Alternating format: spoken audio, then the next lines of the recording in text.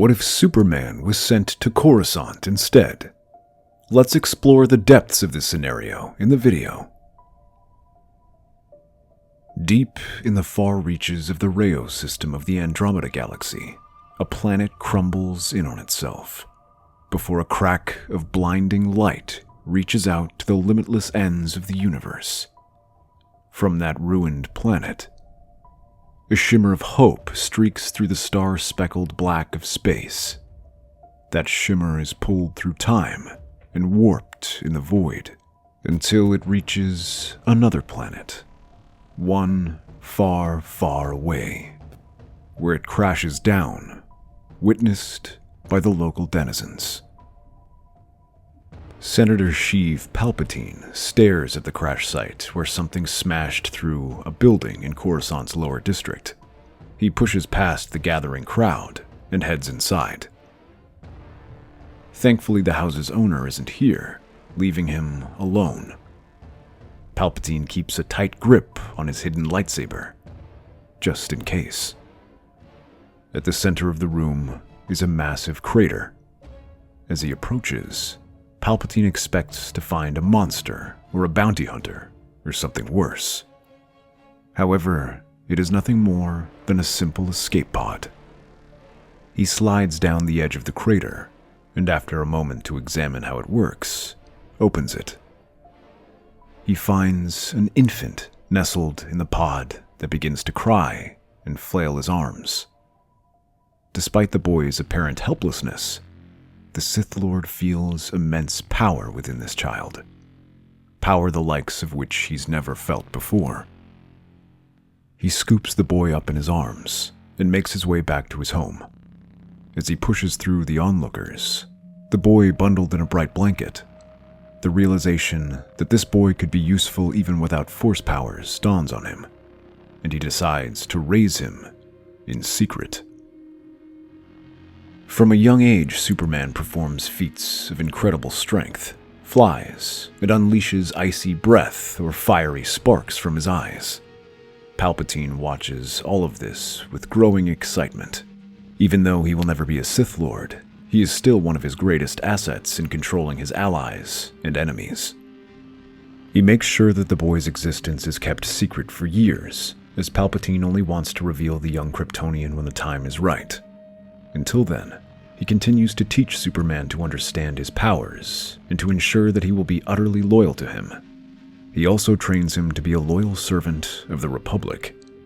Finally, after nearly decades of secrecy, the time comes to reveal Superman during a failed assassination attempt on his successor, Padme Amidala. The first attempt failed, but the bounty hunter Jango Fett tries again by releasing dangerous parasites into her room while she sleeps. Anakin and Obi-Wan barely stop these creatures from poisoning her, but the assassination who releases them, Zam Weasel, manages to escape on a speeder, forcing Anakin and Obi-Wan to chase after her. As their speeder zips through the Coruscant skyline, they struggle to keep up with the bounty hunter who flies into traffic and blends in with the countless speeders in the sky. Eventually, Anakin gets close enough to leap onto Zam's speeder, but the bounty hunter isn't going down without a fight. She tries to shake Anakin off and fires at him with her blaster. The gesture works as the young Jedi nearly falls off the speeder. But as he struggles to hold on, a shape flies through the shadows of one of the skyscrapers and slams into the vehicle, sending the Jedi and bounty hunter tumbling out. The shape emerges from the still crashing land speeder and dives down, plucking Anakin from midair. "I got you. Not me, the bounty hunter." Zam manages to land on another speeder and glances up at them. She fires her blaster and then throws a thermal detonator in their direction. Superman catches the grenade and hurls it high into the air, letting it detonate harmlessly in the sky. But this allows the bounty hunter to leap from speeder to speeder until she lands on the ground. However, she does not get far, as Superman and Anakin land and block her escape. She tries to move in a different direction, but Obi-Wan appears from another corner. She is surrounded. Slowly, Zam raises her hands. "Do you know who you were trying to kill?" It was a senator from Naboo. "Who hired you?" It was just a job. Who hired you? Tell us. That senator's gonna die soon anyway. Then the next one won't make the same mistake I did. This wound is going to need treatment. Tell us. Tell us now. It was a bounty hunter called. A poisoned dart strikes her across the neck, causing her to gasp and shudder. Her form shifts and becomes a Claudite. However, the poison acts quickly, and she drops dead before she can answer. Snarling in frustration, Anakin turns to Superman, who explains he's an agent of the Republic. Look what you did. I had everything under control before you showed up. What? I just saved your life. You were about to fall off that speeder. He's right, Anakin. You were about to fall off. You're taking his side? Anakin, you were acting recklessly, and the bounty hunter nearly got away. He growls in frustration. But they have bigger issues as the Jedi need to figure out who the mysterious bounty hunter is and protect Padme. While Obi-Wan and Anakin handle that, this leaves Superman to remain on Coruscant to report everything that happened to Palpatine. Superman expresses his worry about how a senator was nearly assassinated on their home world, and how this represents a threat to their democracy. The Chancellor listens to the news with a patient nod. This is troubling news, my boy. There is so much changing in the galaxy, and I fear we are on the verge of being plunged into turmoil. But whatever the future holds, I trust that you will always be here to fight for the Republic. Of course, Chancellor. The Chancellor's words prove prophetic, as Obi-Wan and Anakin's mission takes them to the far planet of Geonosis, where they discover Count Dooku and his Confederacy of Independent Systems. In their fight to gain independence, they have amassed an enormous droid army. But the Jedi strike team sent to arrest the leaders are quickly overwhelmed. It is only the timely intervention of the clone army that saves them. As the gunships descend, the clones are led by Superman, who acts as the Republic's liaison. While the clones rescue the Jedi, Superman powers up his heat vision and burns through ranks of droids. The clones and Jedi around him watch in awe, being the first to witness the true power of Superman. While Anakin and Obi-Wan confront Dooku, the Kryptonian smashes through the CIS ships as they try to escape. But that is just the start, as this marks the beginning of the Clone Wars. Palpatine takes this opportunity to formally introduce Superman, who he simply says is an alien the Republic discovered many years ago, and his powers make him the ideal leader of the clone army. Superman becomes the perfect poster boy for the war. He's handsome, brave, and kind, and his actions on Geonosis won him the hearts of the Republic people. Even the Jedi cannot deny Superman's virtues and bravery. In many ways, his character is exactly what the Jedi want. He is so successful that Palpatine begins to experiment with Superman's DNA. After seeing the success of the clones, he takes the opportunity to plan for a second phase. With the loss of Jango Fett, the Kaminoans are looking for a new donor for their cloning program, and Superman is the ideal candidate. At first, Superman is uncomfortable with cloning himself, but Palpatine convinces them that it is their best opportunity to end the war. After fighting on the front lines of the conflict, Superman is exposed to the horrors of the Clone Wars. He watches the CIS destroying homes, harming innocents, and exploiting entire worlds. This leaves the Kryptonian fully committed to ending the war. Not everyone is pleased with this, however. His success puts him at odds with another hero, Anakin Skywalker. To make matters worse, Palpatine has the two work together on many missions, insisting that some campaigns require only the best.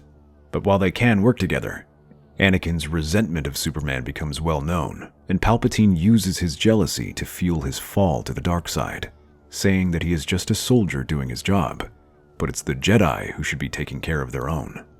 The two quickly become the greatest heroes of the Clone Wars, and among Palpatine's most trusted confidants.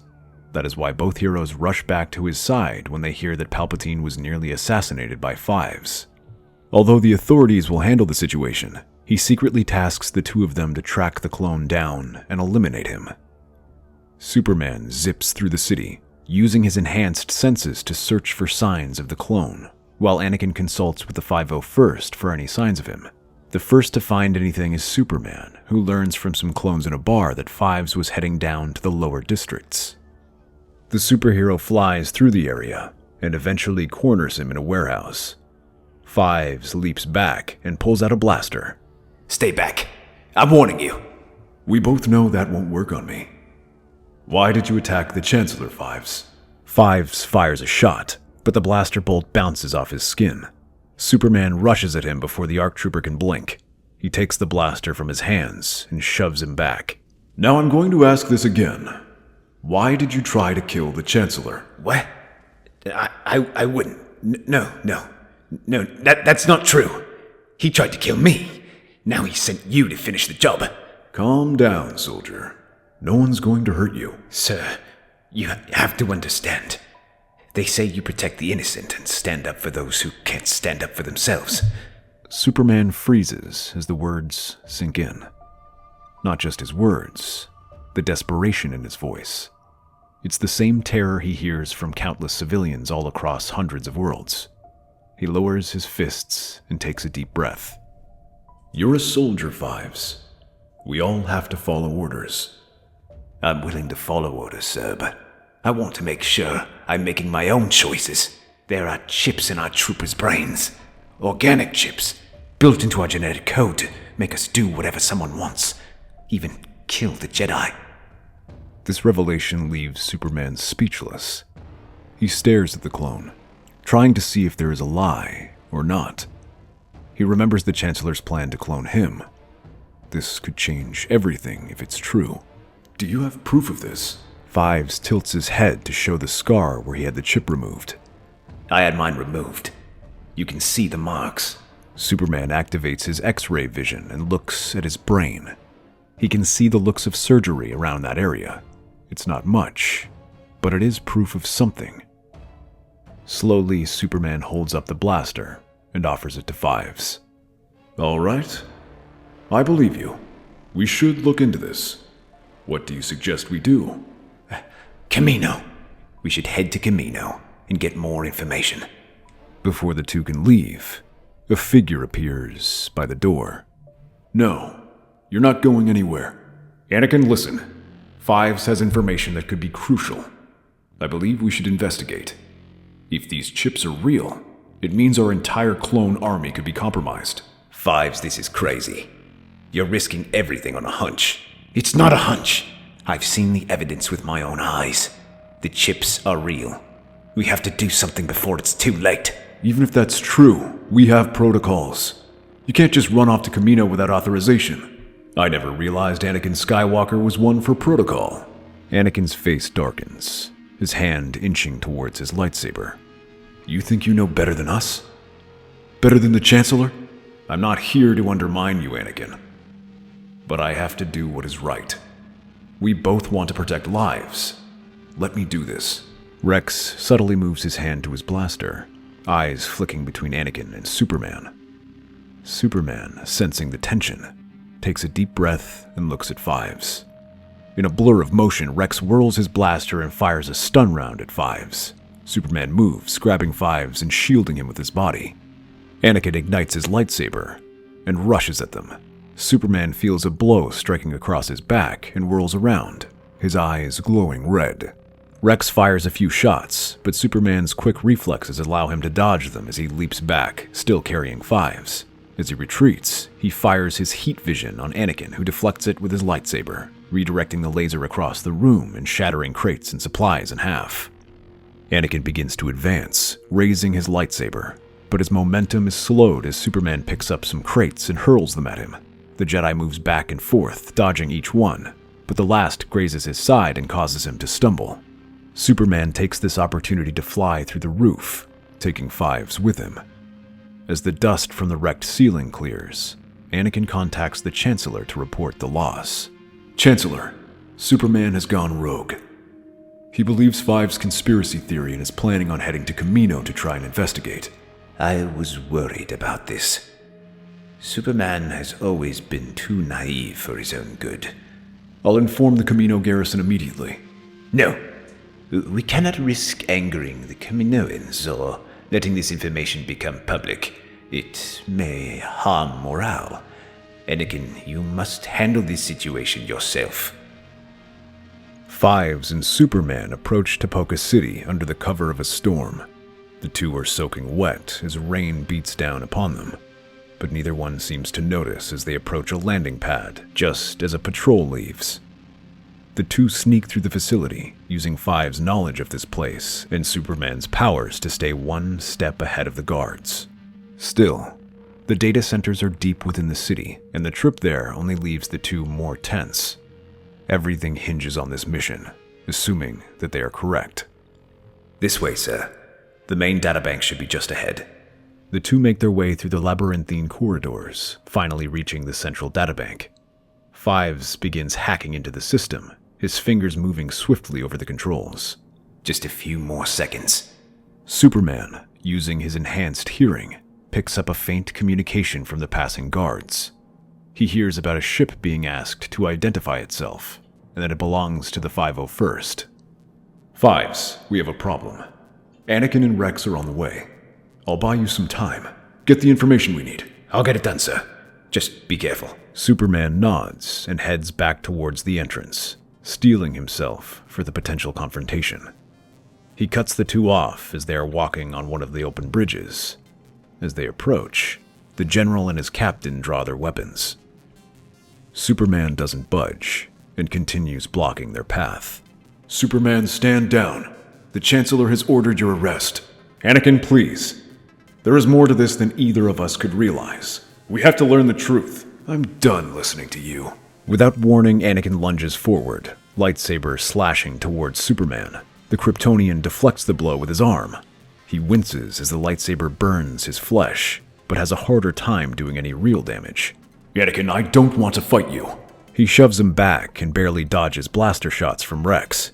He whirls and uses his heat vision to disable Rex's blasters. Then you should have stayed out of this. Rex cracks his knuckles and joins Anakin in their next attack. Superman ducks under Anakin's next flurry, leaping back from each vicious blow the Jedi throws. Rex tries to attack from behind, but Superman reaches over his shoulder and tosses the captain to Anakin. Anakin, think about it. If there's even a chance Fives is right, we need to investigate. He tried to kill the Chancellor. He's unstable, and you're helping him escape justice. Anakin's attacks grow more aggressive, his jealousy and frustration driving him. Superman continues to hold back, focusing on dodging the attacks. Sensing this, Anakin feints high and lets the superhero jerk to the side. And then his other hand comes out and slams him against the wall with the Force. Holding him there, he threatens the hero again. It's over, Superman. Stand down. I can't. You never know when to quit. Kinda like you. Before Anakin can respond, the door opens and Fives rushes out, holding a datapad. I've got it. We have the proof. If you don't believe me, then see for yourself. He nods towards Fives, who reluctantly hands over the datapad. Before he can begin scrolling through the contents, a dark figure leaps out from the shadows and approaches them. Well done, Anakin. You have accomplished your mission. Chancellor? What are you doing here? This mission is far too important, so I needed to ensure you accomplished it. Now, finish it and hand over the datapad, Anakin. General, don't! He's behind all of this. He's using you. Silence, clone. Anakin, finish them both.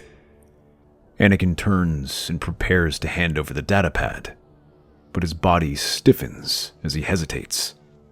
He glances towards the Chancellor's waiting hand, and then towards Superman and Fives. Anakin, what you're doing is wrong. Think about everything we fought for. Yes. Think about it. Everything you've sacrificed. And today you shall finally win the Jedi's gratitude. Maybe you will. But ask yourself, is that what a hero does? He looks into Superman's eyes and sees the wisdom and kindness in them. All this time he's only felt disdain at the Kryptonian. But for the first time, Anakin sees why he's so respected and why the people look up to him. He doesn't just represent the Republic. He represents hope. Anakin's hand trembles and then puts the datapad back. I'm sorry, Chancellor. But this seems like something we should investigate. Very well. If you will not act, then I will. With a swift motion, Palpatine uses the Force to shove Fives and Rex off the ledge. Superman immediately dives after them. Palpatine seizes the opportunity to attack Anakin, pulling his lightsaber and rushes at him. You cannot resist the dark side. Anakin fights back with all his strength, his mind still trying to figure out what's happening. But Palpatine's attack drives him back. The Jedi tries to whirl and launch a counterattack, but the Chancellor barely blinks as he parries each attack. With each block, the Chancellor closes the distance between them, the storm of dark energy painting his face in a sinister gleam. His lightsaber points at him and thrusts forward, nearly taking Anakin in the throat as he barely dodges. While he's moving back, the Sith Lord kicks his legs and sends him sprawling. As he falls, he makes a clumsy strike at the Chancellor, who easily parries. Palpatine follows with a vicious kick against Anakin's midsection. He tumbles dangerously close to the edge of the walkway as Palpatine laughs, moving in slowly as he prepares to deliver the killing blow. You should have joined me when you had the chance, Skywalker. But a shape whirls above them as Superman appears, holding a clone in each hand. He slams into Palpatine, knocking him off Anakin, and drops the clones to the ground. Not so fast, Palpatine. Anakin throws the datapad to Fives. Get this out of here. Superman joins the battle, using his super strength and speed to counter Palpatine's attacks. His movements match the Force-enhanced speed of Palpatine. He dodges each blow, letting Palpatine tire himself before throwing a punch that sends the Sith slamming into the wall. Anakin and Superman exchange a look of stoic understanding and rush at him. As they draw near, Palpatine sneers and unleashes Force lightning. This has more effect on Superman, who stumbles back and collapses to his knees. Anakin manages to block the arcing energy with his lightsaber and tries to hold it back. With Superman on the ground, Palpatine focuses on Anakin, directing both hands against him. Stray sparks beginning to spasm against his body, causing him to scream in pain. Palpatine smiles, feeding on the pain Anakin is feeling, and letting that fear invigorate him. He begins to advance on him as he readies his lightsaber. But Anakin isn't out of the fight just yet. As the electricity washes over him, he unleashes a powerful shockwave, drawing on the pain and rage he feels, then throwing it back at the Sith Lord. In that moment, Superman gets to his feet and joins in with his heat vision. Both blows strike Palpatine, who screams in pain, feeling his skin starting to burn from the blow. His elderly face grows leathery and scarred as he drops to the ground. Mercy, mercy, have mercy. Superman halts his heat vision and approaches the crumpled man, holding out a pair of binders. Palpatine, with a shaky voice and equally shaky hands, offers his thanks. With a look of mild disgust, Superman prepares to cuff him. But in a flash, Palpatine draws a second lightsaber. At the last second, his hand freezes as Anakin uses the Force to hold Palpatine in place. His own lightsaber ignited and ready. Superman screams for Anakin to stop, but the blade comes down and slices through Palpatine's arms. Superman, surprised, looks on to Anakin with wide eyes as he expected Skywalker to kill Palpatine. But his shock eases to relief as he places a hand on Anakin's shoulder and smiles. Never doubted it for a minute. A hero to the core. Anakin nods, returning a smile, as a Republic shuttle settles upon the bridge by the two heroes, Fives and Rex, in the pilot's seat, as Palpatine slumps over, stewing in his pain and fear. That's our theory. The Star Wars universe is a galaxy filled with exciting stories and possibilities, and we love exploring them. If you want to accompany us on this journey to a galaxy far, far away, then please like, share, and subscribe to our channel.